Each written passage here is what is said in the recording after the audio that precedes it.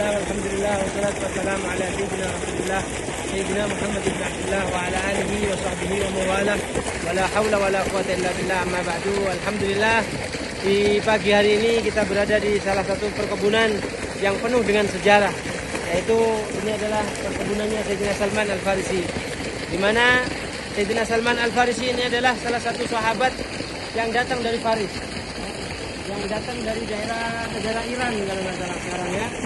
Nah, beliau adalah salah satu putra daripada pemuka agama, yaitu agama Majusi. Dan beliau mencari Islam ini berkeliling dari negara ke negara sampai beliau nyampe ke kota Madinah ini. Beliau adalah anak daripada tokoh orang Majusi. Ketika beliau agak ragu dengan agamanya, beliau melihat orang-orang Nasrani sedang beribadah.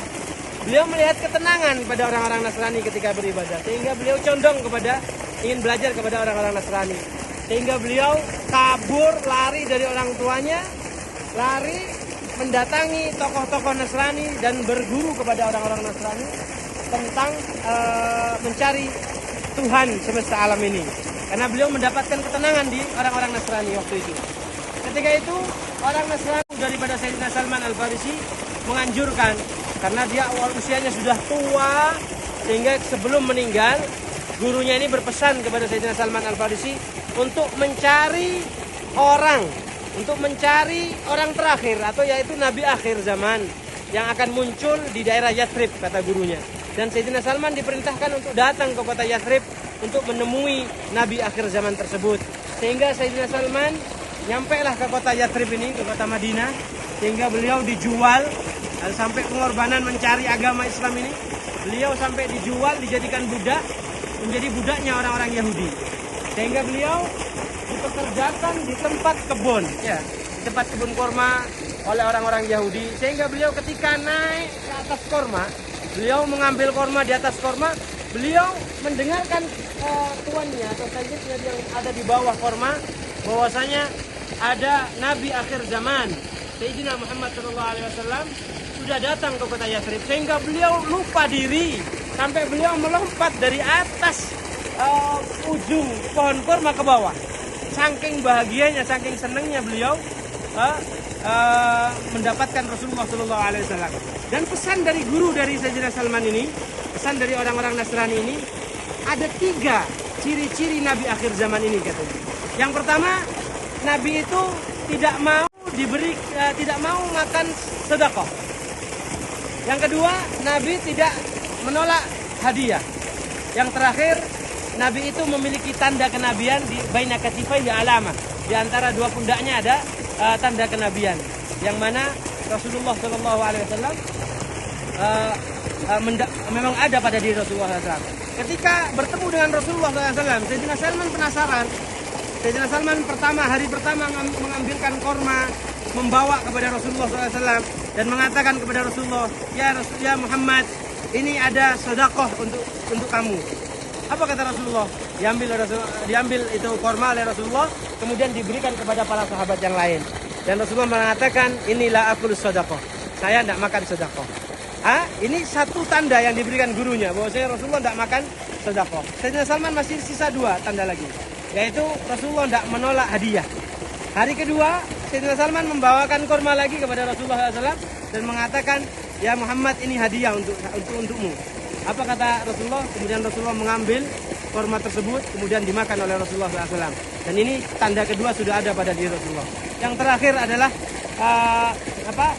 di antara 2 pundak Rasulullah ada satu tanda, yaitu daging lebih seperti telur burung dara, yang di situ ada khatamun nubuwah, ada khatam Rasulullah SAW. Sehingga ketika Rasulullah SAW menghadiri salah satu sahabat yang meninggal dunia di Madinah, di dalam pekuburan, di dalam menguburkan sahabat, Sayyidina Salman selalu mencuri-curi pandang, ingin melihat pundak Rasulullah SAW. Sehingga Rasulullah mengerti dan paham. Rasulullah paham kalau Sayyidina Salman sedang curi-curi pandang pundaknya. Kemudian Rasulullah membukakan sedikit bajunya, dibuka oleh Rasulullah, sehingga kelihatanlah khatamun nubuwah tersebut.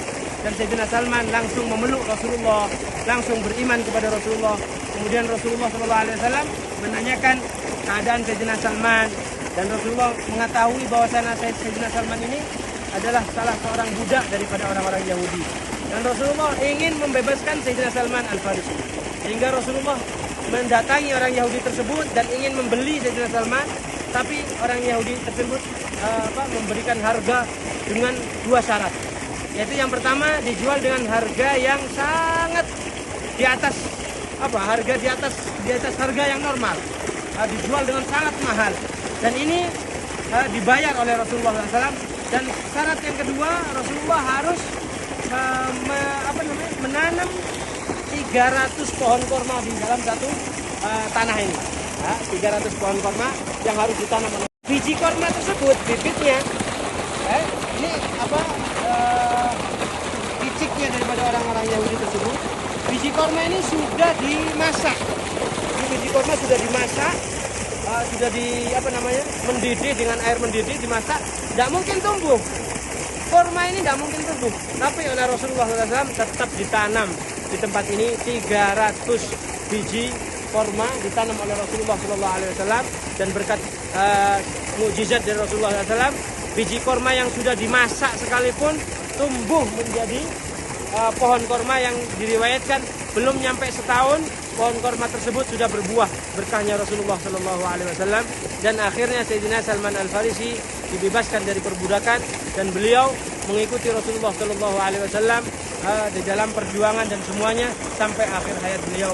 Semoga kita semuanya mendapatkan keberkahan daripada perjuangan para sahabat dan Rasulullah SAW, sehingga kita menjadikan orang-orang yang terus berada di jalan Rasulullah SAW. Amin Allahumma amin. Assalamualaikum warahmatullahi wabarakatuh.